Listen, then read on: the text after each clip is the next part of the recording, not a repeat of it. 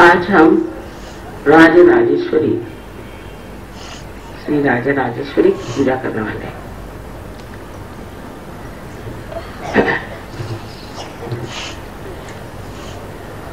खासकर दक्षिण में देवी का स्वरूप अनेक तरह से माना जाता है। उसका कारण यहाँ पर आदि शंकराचार्य जैसे अनेक देवी भक्त हो गए और उन्होंने शाक्त धर्म की स्थापना की। शाक्त धर्म का मतलब शक्ति का धर्म। दो तरह के धर्म एक साथ चल पड़े। रामानुजाचार्य ने वैष्णव धर्म की स्थापना की और दो तरह के धर्मों पर लोग बढ़ते बढ़ते अलग अलग हो गए। असल में जो वैष्णव है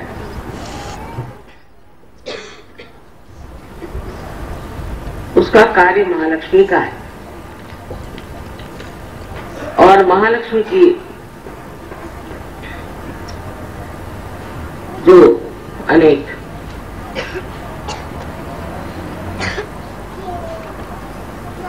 स्वरूप हैं उन स्वरूपों को अपने में आत्मसात करें। जैसे कि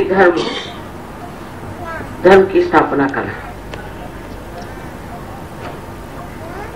और मध्य मार्ग में रहना, न तो लेफ्ट में जाना न राइट में जाना, मध्य मार्ग में रहना, इन्हीं को वैष्णव कहते हैं। फिर इनके आगे चल करके वैष्णव धर्म गुजरात आदि सब देशों में फैल गया।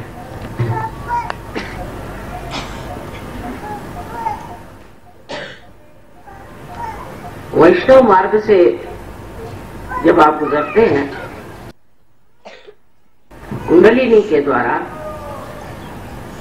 तो आप अंत में सहस्त्रार में पहुंच गए। लेकिन सहस्त्रार में ब्रह्मरंध्र पर सदाशिव का स्थान है। सो वैष्णव धर्म करने से आप अंत में पहुंच जाते हैं सदाशिव के पास, जो कि शाक्त धर्म का ही अंत है। लेकिन ये समझना चाहिए कि कुंडलिनी शक्ति और कुंडलिनी शक्ति मध्य मार्ग से ही गुजरती है। सो दोनों को अलग कैसे कर सकते? शक्ति का भी मार्ग जो है वो मध्य मार्ग है। दोनों एक साथ बंधी हुई चीजों को अलग अलग कर दिया गया। उसकी वजह ये कि कुंडलिनी का उत्थान उन दिनों में होता नहीं था। महाराष्ट्र में कोल्हापुर में महालक्ष्मी का मंदिर, जहां वो जागृत अवस्था, वहां बैठ करके लोग गाते हैं उदय उदय अम्बे। अम्बा तो शक्ति है, कुंडलिनी को अम्बा कहते हैं। तो उस महालक्ष्मी मंदिर में बैठ करके वो गाते हैं कि शक्ति तू जागृत।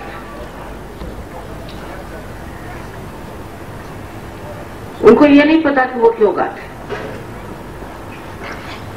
तो वैष्णव अपना मार्ग बनाते, रास्ता बनाते, पथ बनाते, और जब वो पथ बन जाता है तब उसमें से कुंडलिनी का जागरण होता है। सहयोग में हम लोग भी यही करते हैं। जब आप लोग मेरी ओर ऐसे हाथ करके बैठते तो आपके सातों चक्र धीरे धीरे ठीक होते हैं, माने आप वैष्णव बनते जा रहे हैं। आप एक्सट्रीम से मध्य में आ जाते हैं, मध्य मार्ग। और आपके चक्र ठीक से बैठने लग जाते हैं। जब चक्र आपके ठीक हो जाते हैं तभी कुंडलिनी जागरूक होती है। इसलिए पहले आप वैष्णव बनते हैं और उसके बाद आप शाक्त बन जाते हैं। इस प्रकार ये दोनों चीजें एक ही हैं, किंतु दक्षिण में देवी के अनेक स्वरूप माने गए और उसमें से राजराजेश्वरी को बहुत ही ज्यादा माना जाता है। अब देखा जाए तो लक्ष्मी जो है वो वैष्णव पद पे, विष्णु के पद पे, विष्णु की पत्नी, और इसलिए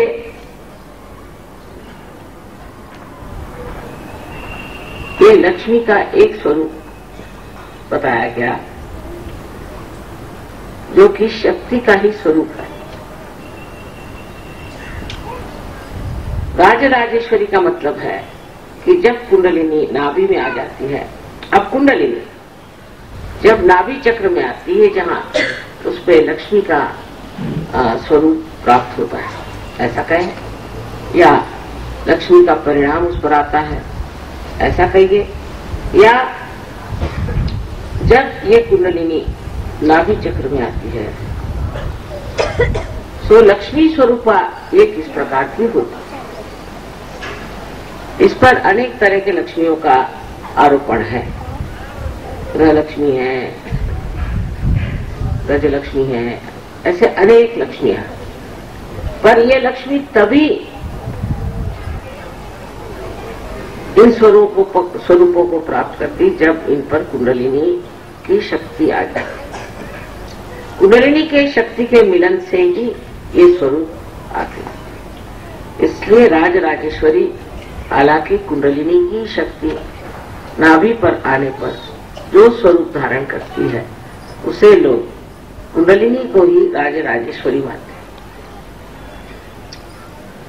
या कहा जाए कि आदि शक्ति का स्वरूप नाभि चक्र में जो होता है उसे राजराजेश्वरी कहते हैं। अब जिस इंसान के नाभि चक्र में राजराजेश्वरी स्थापन हो गई,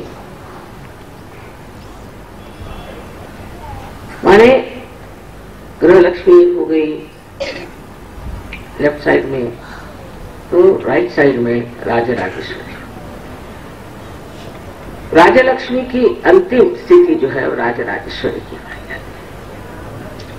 अब ये राजराजेश्वरी की अंतिम स्थिति में एक सहयोगी को कैसे होना चाहिए।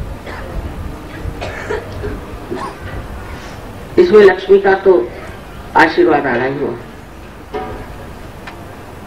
जब ऐसे मनुष्य पर कुंडलिनी जागरण के बाद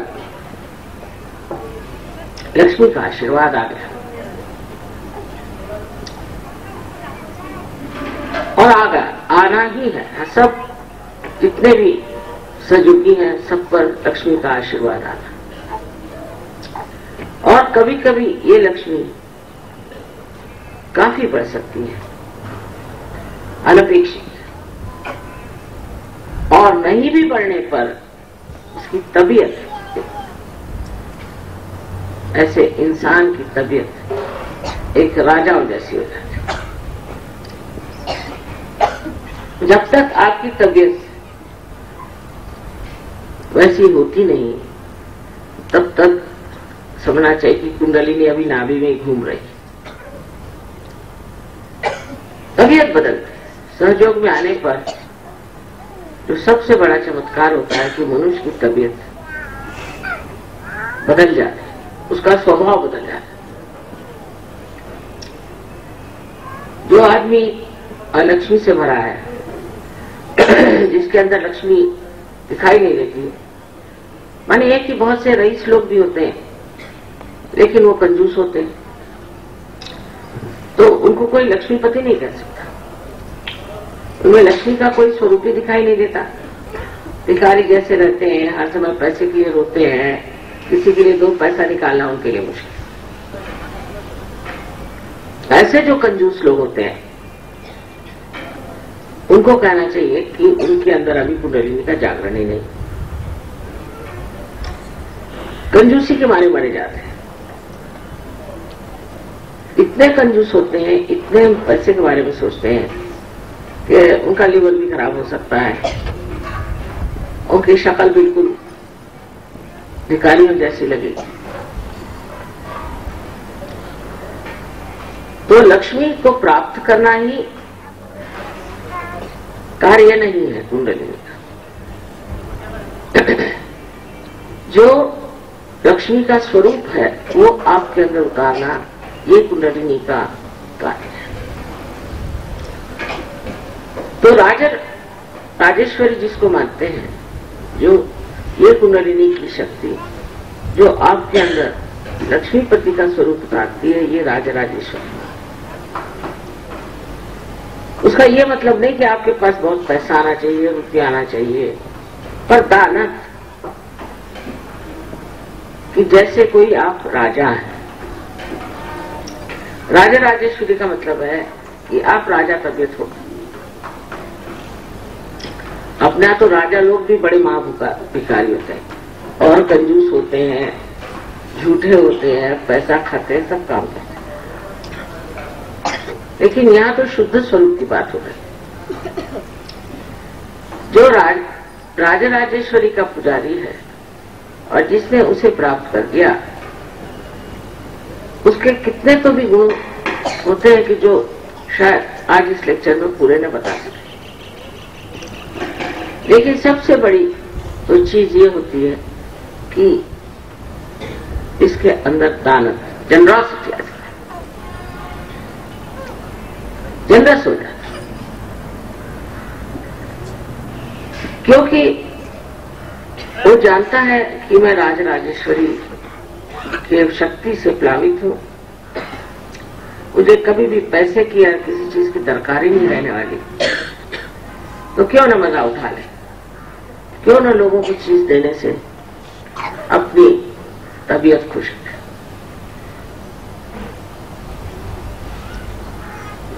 पहले जब कोई राजा लोग खुश होते थे तो अपने पास की सबसे कीमती चीज उठा के दे देते थे लोगों को।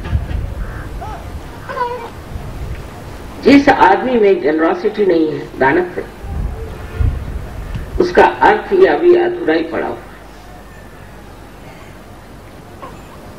सबसे पहली चीज तो ये कि कोई राजा किसी से जाके भीख नहीं मांगता कभी। वो गरीब हो जाए और उसकी सारी कुछ संपत्ति लुट जाए तो भी वो किसी से जाके भीख नहीं मांगे। वो मर जाएगा पर भीख नहीं मांगे। तो राजा तबीयत सहयोगी हो जाते हैं। उसके रहन सहन में भी एक राजा तबीयत होती है, वो फटे कपड़े पहन करके नहीं घूमता। जैसे कि हरे रामा वाले लोग श्री राम का नाम लेते हैं, श्री कृष्ण का नाम लेते हैं, और कृष्ण स्वयं कुबेर और उनकी प्रजा बन करके और भिखारी जैसे घूमते हैं। किसी भी तरह से इनको तो कृष्ण का तत्व ही पता है, लेकिन सहयोगियों को पता होना चाहिए कि आपके तबीयत के अनुसार परम चैतन्य आपकी स्थिति बनाए। जो इंसान हमेशा पैसे के लिए रोता रहेगा उसकी हालत वैसी है। जो इंसान हर समय पैसे को तौलता रहेगा और देखता रहेगा कि किस तरह से मैं पैसा बनाऊं, यहाँ तक कि सहयोग में आकर के लोग चाहते कि सहयोग में पैसा बना, ये तो बिल्कुल ही गए बीते लोग। इनसे गए बीते तो कोई।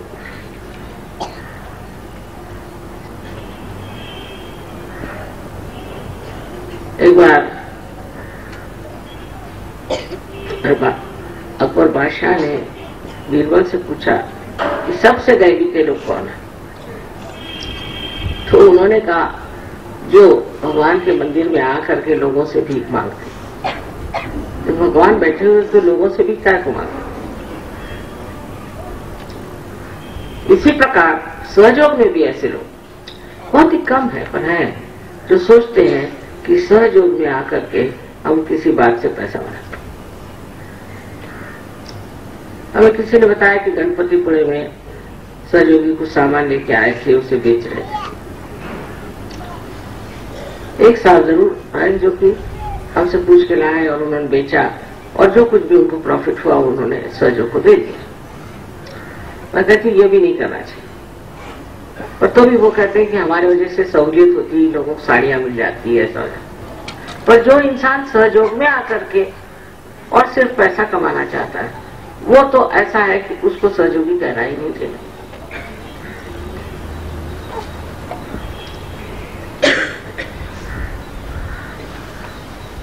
उससे आप समझ ही नहीं सकते हैं कि राज राजेश्वरी की शक्ति क्या है। उसकी शक्ति से मनुष्य पैसा हो या नहीं हो, कोई आपके अंदर डर नहीं रह जाता, कोई अभाव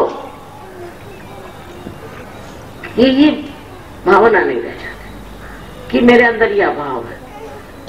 उसको संपूर्ण ऐसा लगता है कि पूरे पूर्व में बैठा हूं, मुझे क्या करना है, मुझे क्या जरूरत है, मैं क्यों डरूं, मैं जहां रहूंगा वही मेरे लिए समृद्धि है, वही मैं सब कुछ चीज प्राप्त कर सकता हूं। और वो एक बहुत ही आलीशान तरीके से अपना जीवन व्यतीत करता है। उसकी तबीयत एक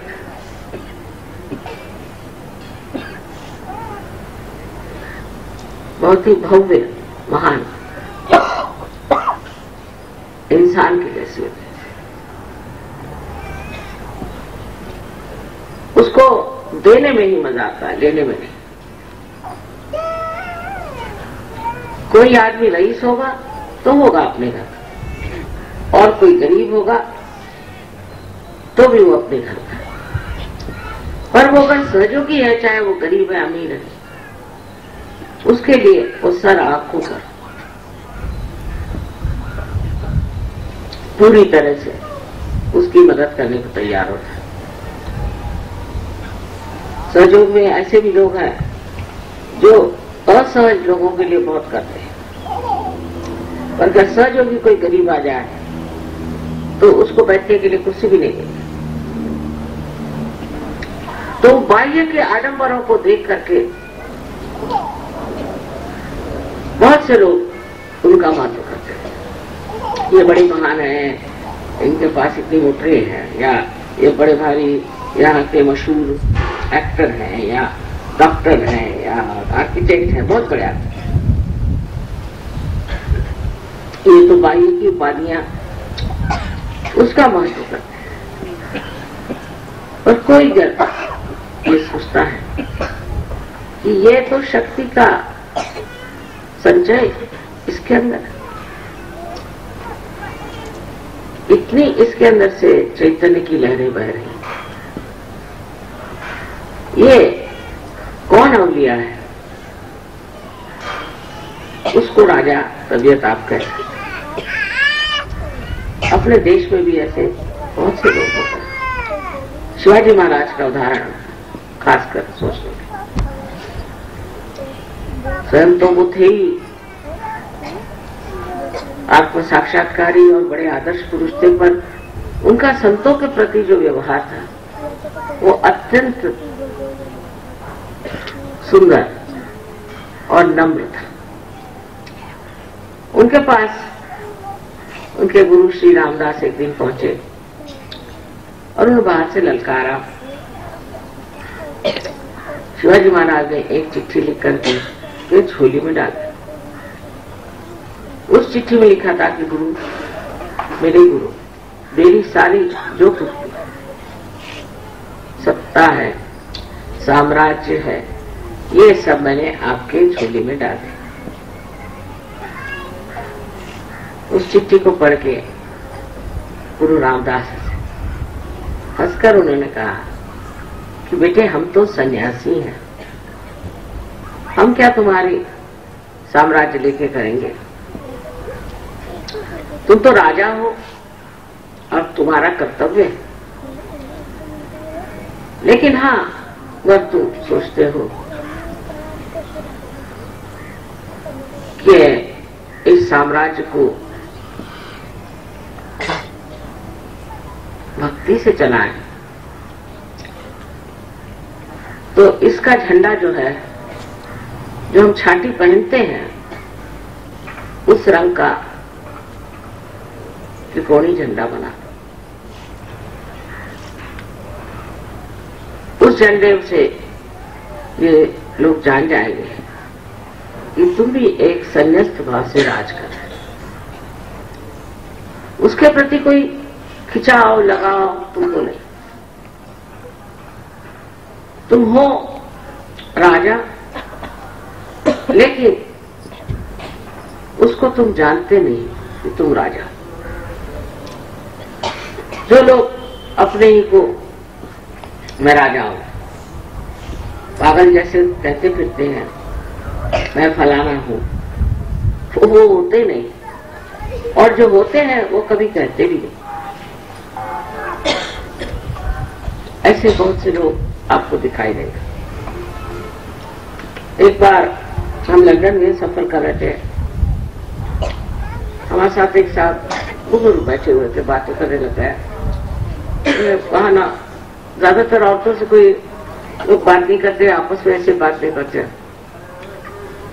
लेकिन उन्होंने हिंदुस्तान के बारे में बहुत कुछ पूछा, ये कैसे है, वो कैसे है। तो मैंने कहा आप क्या हिंदुस्तान में? हाँ, मैं था हिंदुस्तान में इतने साल का, ऐसी बात है। और कुछ नहीं बताया आपको, कौन थे क्या थे। उसके बाद वो उतर के चले गए, हम भी उतर के चले गए। उसके बाद एक दिन ऐसे ही हमारे पति और हम जा रहे थे, तो हम लोगों से मुलाकात हुई, ऐसी ट्रेन में थी। तो उन्होंने कहा कि हमारे घर आइए, आप लोग बातें करेंगे हिंदुस्तान के बारे में। ये तो जाके देखा, बड़ा भारी आलीशान उनका मकान, बहुत से रह रहे हैं शान से। पता हुआ कि वो अपने यहाँ वाइसरॉय थे, लेकिन उन जबान से कहा ही नहीं, और न पता ही हुआ कि अपने यहाँ वाइसरॉय, अपने यहाँ के वाइसरॉय को कोई मिल भी सकता था पहले जमाने में। और इतनी नम्रता से उन्होंने हमसे बात की, आपको कोई चीज की तकलीफ हो तो बताइएगा। और यह एक मैं स्त्री, मैं सोचा मुझे इतना ही क्यों महत्व दे रहे हैं, कोई परेशानी तो नहीं हो रही, यहाँ के लोग जरा खड़ हैं, ये वो सब बातें हिंदुस्तान के जैसे नहीं है, धार्मिक नहीं, सारी बातें करने के बाद भी उन्होंने ये नहीं बताया कि वो यहाँ वाइसरॉय रह चुका। और इतनी उनको श्रद्धा है हिंदुस्तानियों के बारे में, इतने प्रेम से उनकी बातें बता रहे हैं। अपने यहाँ तो अगर कोई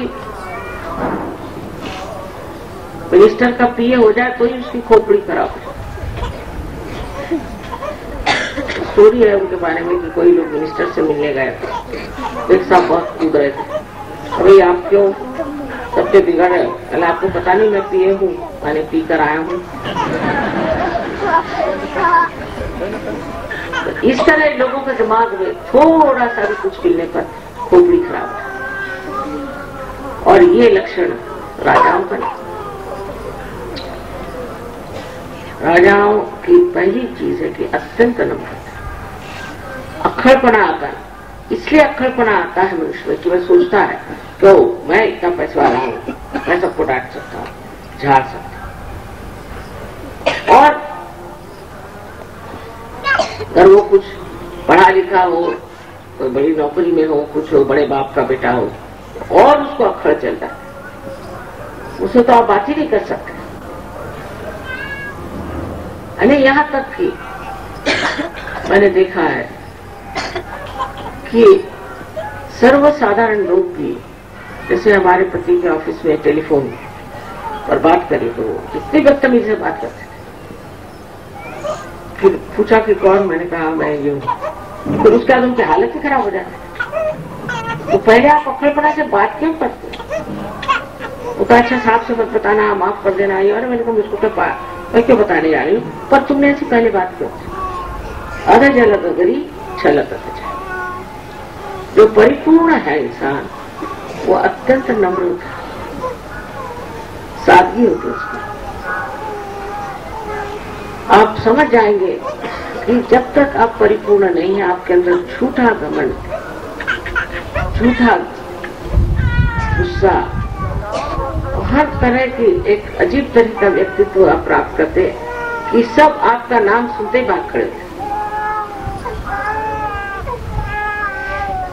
एक तो भिखारी जैसे होते जो रात दिन आते ही पता हो जाता कि आए हैं कुछ मांगने, कुछ रोने, मेरा फलाना हो गया, मेरे बाप को ऐसा हो गया, मेरे माँ को ऐसे हो गया, कुछ आया, मेरे पास पैसे नहीं है, मेरे को ये चाहिए, एक भिखारी जैसे। और दूसरे आते हैं वो चिल्लाते हुए। तो पहले वैष्णव बनना हो, मध्य में मध्य में आए बगैर आप राजा राजेश्वरी की शक्ति को प्राप्त नहीं कर सकते। आपके अंदर वो चल ही नहीं सकते। जैसे कि प्लास्टिक के पेड़ को पानी डालने से फायदा क्या? इसी तरह इन लोगों में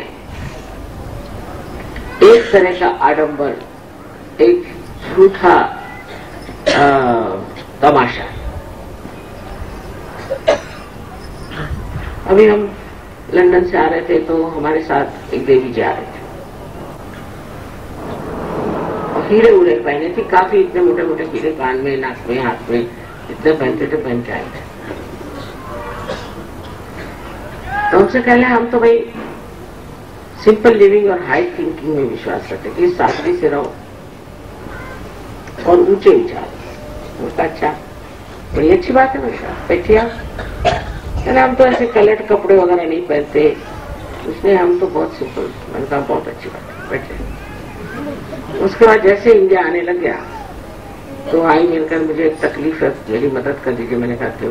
कहले कस्टम वाले आपको बहुत मानते हैं, तो मेरे पास से जो जेवर है 65 लाख के मैं पहने हूँ, तो मुझे इसमें से किस तरह से निकाल दीजिए। तो मैंने आप तो सिंपल लिविंग आप कस्टम वालों से कह दीजिए कि मैं सिंपल लिविंग में विश्वास करता, तो वो तो आपको ऐसे ही बाहर कर देंगे। सर आज वो मेरे पीछे पीछे चली आई, वो कस्टम वाले उसको नमस्कार करते हैं, उसको भी क्या वो चली आई।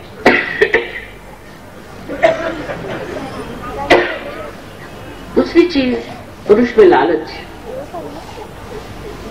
एक बड़ी गंदी चीज है, अनहोनी चीज है, जो कि लालच। बहुत ही जो गरीबी के लोग हैं वो दूसरों की चीजों की लालच करते हैं।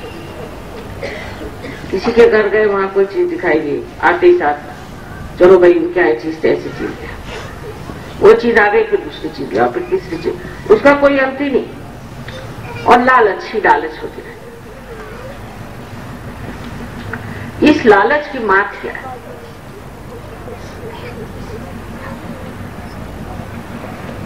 बात यह है कि कोई चीज को अपनाने से कितना सर दर्द होता है ये जान लेना। जैसे आप समझ लीजिए कि यहाँ पर कोई अच्छा सा कारपेट बिछा है और मुझे लालच हो गई कि ये कारपेट में ले लूं, तो एक तो चोरी भी कर सकती हूँ, नहीं चोरी, तो दिमाग में वही घूमता रहेगा कि कारपेट कहाँ से आया, क्या आया, कब आया, ये वो तो पूजा ये सब एक तरफ है। फिर उस कारपेट को खरीद भी लिया और अगर वो यहाँ बिछ गया तो ये क्या नहीं आ रहा है, ये कारपेट खराब हो जाएगा, ऐसा हो जाएगा, वैसा हो जाएगा। इससे बेहतर है अगर ये मैं मान लूं कि भाई ये तो मेरा कारपेट है ही नहीं, किसी और का है, भगवान बचाए, हो गया, छूट गई झंझट। ये जब दूसरे की चीज है तो मेरे सर दर्द क्या? इंश्योरेंस कराओ, फलाना कराओ, वहां जाओ, बैंक में जाओ, किसने बताया? मेरा है ही नहीं कुछ, छोड़, तुमको ले जाना ले, बहुत अच्छा, और भी चाहिए तो बहुत कुछ है, सब लेते, बड़ी खुशी की बात है। इससे लालच के जो एक पागलपन सवार हो जाता है, वो पागलपन एकदम खत्म हो जाता है।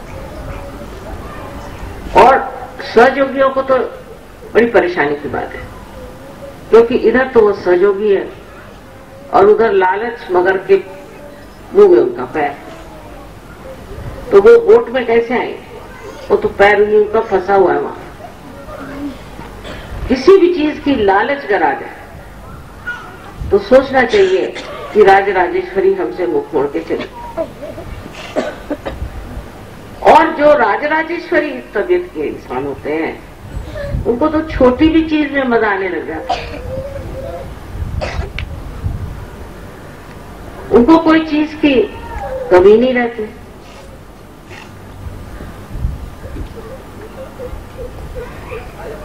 एक बार हम पलिटाना गए थे तो चढ़ करके काफी ऊंचा चढ़ना पड़ता है, 2.5 घंटे चढ़ते थे। वहां जाके पहुंचे तो बाहर एक मंदिर था, संगम प्रभु जिसको कहते हैं अपने मार्बल का। तो हमारे भी लोग और साथ में थे तो वो सब लेट गए। मैंने ऊपर देखा, अरे देखो इतने हाथी बनाए हैं और उनकी सबकी दुम कितनी सुंदर अलग अलग बनाई। तो कहने लगे, मम्मी हम लोग इतने थक गए, तुम्हें हाथी की दुम कहाँ दिखाई दे रही? मैंने कहा देखो ना, तुम देख नहीं रहे उसे। कहले तुमको कुछ थका नहीं लग रहा? मैंने कहा नहीं, ये देखो ना, इस कला को देखो, मेरी सारी थकानी बात है। तो छोटी छोटी चीज में भी मजा उठाना जब आ जाए और उसका आनंद उठाना, उसका समाधान लेना। जैसे शबरी के बेर खा के श्री राम इतने संतुष्ट हो गए थे, उस चीज को जब आप समझने लग जाएंगे तब कहना है कि आप राजराजेश्वरी के शक्ति से प्लावित है, नविष्ट है। प्रेम से अगर कोई छोटी सी चीज, अब छोटी सी ही कोई चीज दे दे, कोई सुपारी ही दे दे, समझो प्रेम से। और मैं सुपारी खाती नहीं तो भी जरूर खाऊंगी और खाना चाहिए, क्योंकि उससे दूसरा आदमी खुश हो जाएगा। उसे क्या पता कि मैं सुपारी नहीं खाती। माने ऐसा है कि कोई सी भी चीज, वस्तु, संसार की जो भी है, इसमें जैसे शीशे में आप मर्क्यूरी लगा दें, साधारण सर्वसाधारण शीशा जो कि पारदर्शक है, ट्रांसपेरेंट है, उसमें अगर मर्क्यूरी लगा दें तो शीशा बन जाता है, जिसमें आप अपनी शक्ल देख सकते। कोई सी भी वस्तु में आप प्रेम जड़ा दें, वो वस्तु जो है इतनी सुंदर हो जाती, फिर मन करता है ये किसे दें। जैसे बाजार जाएंगे तो मन करेगा, हाँ ये उनके लिए ठीक है, ये उनके लिए ठीक है। अपने लिए क्या ठीक है ये विचार ही नहीं आना चाहिए। इसका अगर विचार छूट जाए कि मुझे क्या चाहिए, मैं क्या पसंद करती हूँ, हो गया। इसका मतलब ये है कि अभी वो सर्वव्यापी शक्ति आपके अंदर आई नहीं। अगर सर्वव्यापी शक्ति अगर आपके अंदर आ जाएगी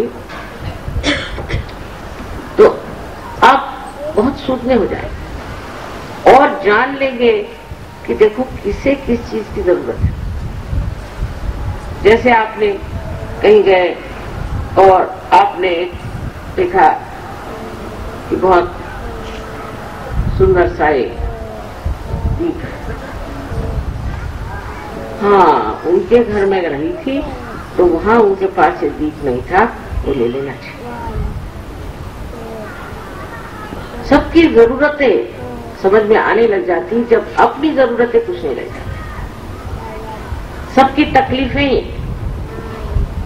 याद में आ जाती। कोई है बीमार है, कोई है उसको किसी चीज की जरूरत है कि उसके पास में समझ लीजिए एक टेप रिकॉर्डर नहीं, वो मेरा भाषण सुनना चाहते हैं, सब पता हो जाता है। और जब आप उसे वो चीज दे दें तो कहता है माँ आपको पता कैसे? पता मैंने, पता नहीं कैसे। इसीलिए प्यार को ज्ञान कहते हैं। ज्ञान ही शुद्ध प्रेम है, क्योंकि जब आप किसी के साथ भी शुद्ध प्रेम करते हैं तो आपको उसके प्रति सारा ज्ञान आ जाता है, यह है कैसे। वो फिर चाहे महामाया हो आप जान सकते हैं, पर शुद्ध प्रेम होना चाहिए। शुद्ध प्रेम से पूरा ज्ञान आपको मिल जाए, कोई सा भी ज्ञान किसी भी प्रकार का। अगर आप समझ लीजिए शुद्ध प्रेम से इस दृष्टि से देखते हैं कि जैसे अभद्रास में गरीबी बहुत, तकलीफ बहुत देखी है, सुमन में क्या भाव आया? यहाँ धूप में बच्चे छोटे छोटे धूप में हैं, खड़े कितनी देर से बस का इंतजार कर रहे हैं, बुढ़े लोग हैं, सब खड़े हैं और हम आराम से अच्छी गाड़ी में बैठे चले जा रहे हैं। तो चुभने सा लग गया उसे, इसको करना क्या चाहिए? मैं कहा यहाँ ट्रांसपोर्ट क्यों नहीं कर देते प्राइवेट? बेचारे इनका थोड़ा सा तो दुख हल्का होगा। और वही दिमाग में बैठा हो मेरे कि वो किसी तरह से ट्रांसपोर्ट शुरू हो जाए। तो जब आपकी जागरूकता हो जाती है तो आप सारे विश्व बंधुत्व में आ जाते हैं। अब कितना बड़ा काम है ये राजराजेश्वरी का, कि जो सबके बारे में विचार करती। जैसे एक राजा की रानी है तो वो अपनी प्रजा की जो तकलीफ है उसे देखेगी, उनके परेशानियों को दूर करेगी।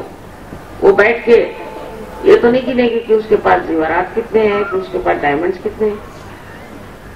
वो ये देखेगी कि मेरे प्रजा में कितने लोग परेशान हैं, छोटी सी छोटी चीज उनको क्या चाहिए। इसी तरह आपकी भी तबीयत होती है। जब तक हम अपने से उठ के विश्व में नहीं व्यापक होते हैं तब तक आप विश्व निर्मल धर्म के पुजारी कैसे हो सकते? और विश्व निर्मल धर्म कोई बाह्य का तो है नहीं कि जैसे हम भाई हिंदू हैं तो मुसलमान है तो ईसाई, ऐसे तो है नहीं। ये तो अंदर का प्रकाश, और इस प्रकाश में मनुष्य एक बड़ी भारी भव्य व्यक्ति बनकर के निकल आता। वो ये नहीं सोचता है कि मैं क्या प्राप्त कर रहा हूं, मैंने क्या पाया है, पर यही सोचता कि मेरे वजह से, मेरे कारण, और वो क्या मैं कर सकता हूं। अभी तो भी मैं कम ही हूं, मां क्या मैंने 100 ही आदमियों को रियलाइजेशन दे पाया और मैं कर ही नहीं पाया। ऐसा जब वो सोचने लगता है तब सोचना चाहिए कि उसके अंदर ये राजराजेश्वरी की जो शक्ति है वो कूद रही है, वो कौंध रही है, वो उसको परेशान किए दे रही कि तू करता क्या, तेरे पास इतनी शक्ति है, तू देता क्यों? इसको पैसे से कोई गिन नहीं सकता, किसी भी चीज से नहीं। अब आज ही देखिए कि देर हो गई, फोन आया रशिया वगैरह से, तो मुझे देर हो गई। तो रास्ते मैंने पूछा भाई कहाँ बैठे हैं सब लोग, तो कह लगे खुले में। अरे मैंने कहा कोई छत वत नहीं लगाया क्या तुमने? तुमको मालूम नहीं था? वो कहने शायद नहीं लगा माँ, ये ठंडी ठंडी हवा तो बह रही है। पता नहीं, लेकिन कुछ छत तो होना चाहिए, मुझे अपने छत पे छत और औरों के छत नहीं होगा तो अच्छा नहीं लगेगा। तो कहा ऐसा ही है कुछ कि आपके ऊपर में छत है बाकी नहीं। मैंने कहा ये तो गलत बात है। जब देखा मैंने कि सब पे छत है, मुझसे भी देख लो।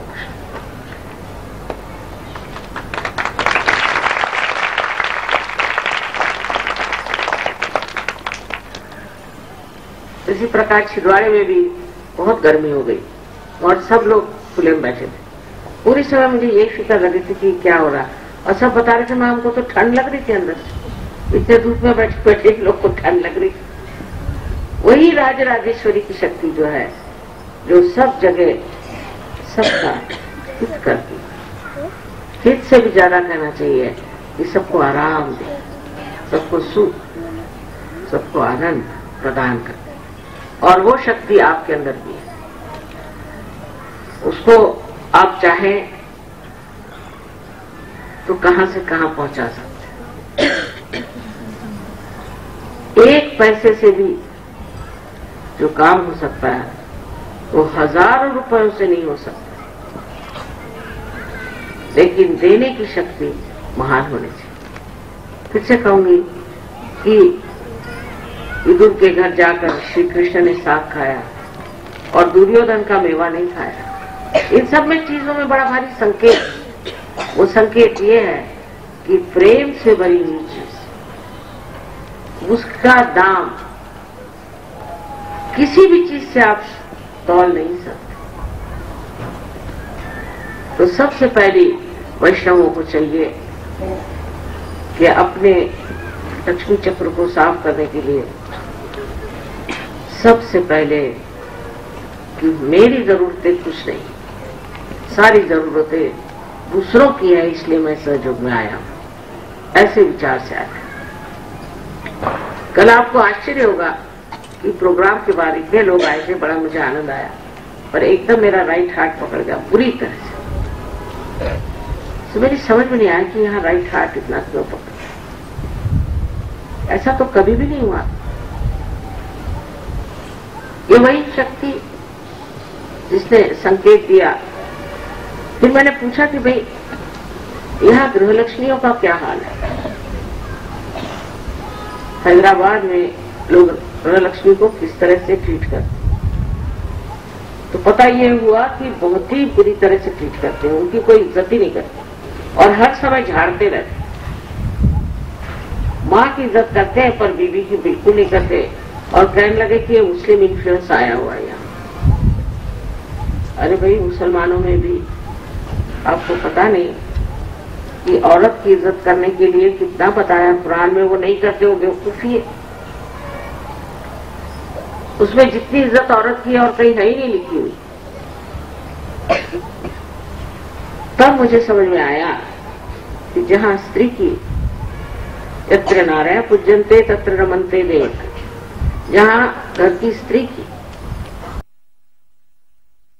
इज्जत नहीं होगी वहां पर कभी भी देवताओं का राज हो नहीं सकता। ऑफ कोर्स ये कहना चाहिए, इसमें सादी बात ऐसी है कि अगर आपने अपनी पत्नी की पूर्णतः इज्जत की तो बच्चे भी आपकी इज्जत करेंगे और वो एक दूसरे की इज्जत करेंगे, ये तो बात है। पर अगर स्त्री स्वयं ही पूजनीय न हो और वो इस तरह के कार्य करती है जो पूजनीय नहीं है, तो फिर उसको ठीक करना चाहिए। लेकिन अगर वो अच्छी औरत है और वो घर के बाल बच्चों को संभालती है, सब घर को प्रेम से रखती है, ऐसी औरत की इज्जत घर में ही नहीं समाज में भी है। कल सोचे मेरा पूरा राइट हार्ट पकड़ लिया और आधे घंटे तक मैं तड़पती रही। वो जो आप अपने पत्नियों को तड़पाते हो, मेरे अंदर वो तड़पन आ गई। अब हो सकता है कि एक स्त्री आपको इतना ज्यादा सहयोग नहीं समझती हो बुद्धि से, पर हृदय से समझती है। स्त्री जो है हृदय से चीज को समझती है और पुरुष मस्तिष्क से समझता है। लेकिन हृदय से समझना भी बहुत बड़ी चीज है। और स्त्री को हमेशा शक्ति स्वरूपा माना। जिस घर में स्त्री का मान नहीं होगा वहां कोई कार्य ठीक से हो ही नहीं सकता। कारण स्त्री ही जब शक्ति है। कर समझ लीजिए, इसके अंदर अगर बिजली नहीं होगी तो मेरा बोलना क्या है। ये बड़ी बड़ी चीज यहाँ ला के रख दी लेकिन किसी काम की नहीं, अगर इसके अंदर बिजली नहीं होगी। सो घर की स्त्री को अगर आप इस तरह से दबाएंगे और उसका मान नहीं रखेंगे तो शक्ति आपके अंदर दौड़ नहीं सकती। सबसे बड़ा ये दोष है। कल पता नहीं कभी भी नहीं हुआ मुझे प्रोग्राम के बाद इस तरह से, पर सारा राइट हार्ट इतने जोर से पड़ा। मैं तो सोचती थी कि ये चीजें नॉर्थ इंडिया में ज्यादा, पर देखती हूँ साउथ इंडिया में बहुत ही ज्यादा। नॉर्थ इंडिया के लोग तो भी इतना नहीं करते। अगर हिंदुस्तानी में कोई दोष है तो एक कि नारी की शक्ति का मान नहीं रखते। सबसे बड़ा दोष। इधर देवी की पूजा करेंगे, कन्या रूपेण उनको मानेंगे, सब रूपेण उनको मानेंगे, लेकिन गृह लक्ष्मी के रूप में नहीं मानते। इसलिए आज साफ साफ बताना कि अगर आप सहयोगी हैं तो अपने स्त्री के प्रति आदर युक्त रहें। खुले आम मैंने सुना आप लोग झाड़ते रहते, तो खुले दाम आप भी झाड़े जाएंगे। पुरुष को कोई अधिकार नहीं है कि स्त्री का अपमान करे किसी भी वजह से।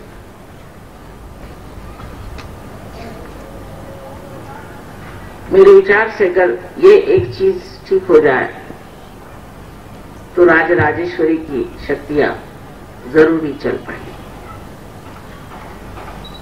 पूरी तरह से समझ लेना चाहिए कि पति और पत्नी एक ही रथ के दो चक्के हैं, एक लेफ्ट में एक राइट में। लेफ्ट राइट में नहीं आ सकता, राइट लेफ्ट में नहीं जा सकता, पर दोनों का स्थान जरूरी है। दोनों एक जैसे ही हैं, सिर्फ उनका स्थान अलग अलग।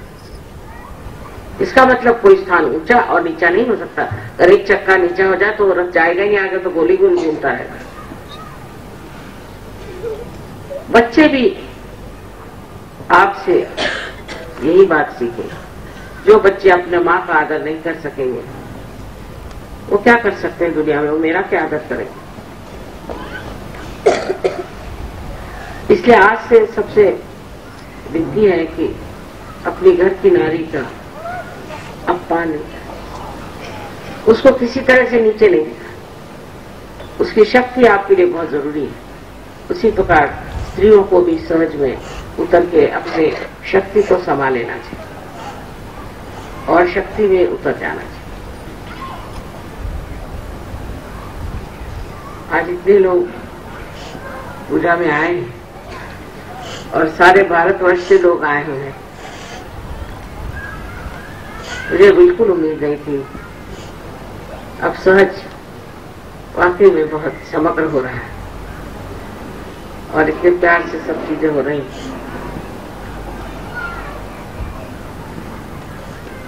हर जगह जब भी देखती हूँ लगता है कि सहज बहुत जोरों में फैल रहा है। पर एक ही बात को जान लेना चाहिए कि हम कितने गहरे उतरे, ये जरूरी। तादाद बहुत हो जाए, क्वांटिटी बढ़ जाने से कुछ फायदा नहीं होगा।